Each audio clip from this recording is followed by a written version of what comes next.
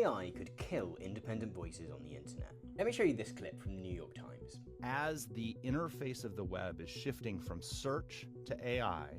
people are consuming derivatives, not originals. And so if that's the case, if there's not an incentive for people to create content, I think people will stop creating content. And this is actually something I've made a whole long form video about because I think it's a massively overlooked part of how AI looks to reshape our information economy. There's already been a huge amount of discussion about the ways in which the business model that AI companies rely on involves them being able to freely help themselves to copyrighted material without paying for it. This has rightly caused outrage in many corners. And yet I think this creates even more of a problem going forward, because OpenAI, Google, and other AI companies clearly want us to use AI chatbots in place of search engines and freely browsing the web as we previously might have done. The problem is that unlike search engines, AI chatbots tend to present you with the results of the information that it's found within the chatbot window itself.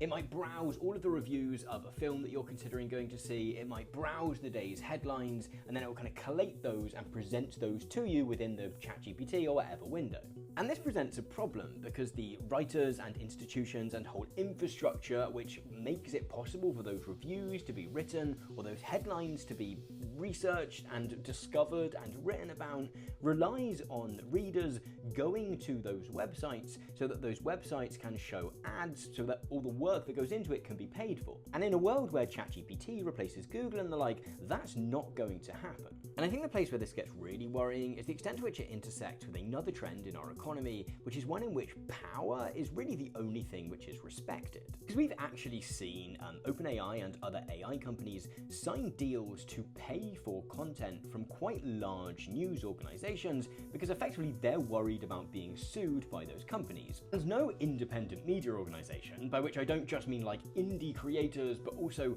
organizations with tens of employees, is ever going to have the power to mount the same kind of challenge to these AI companies. Which potentially leads us to a bizarre conclusion to the internet's supposed freeing up of information and elevation of independent media sources, in which all of those independent voices which we've come to love on the internet find it completely unprofitable to continue operating and therefore close down, and it becomes the legacy media organizations which are the only ones which are able to continue to exist, which means that that trajectory that people often assume we're on towards a more distributed, democratized media actually takes a massive handbrake turn, and we end up back in a scenario where Rupert Murdoch has a huge amount of power over what information you consume.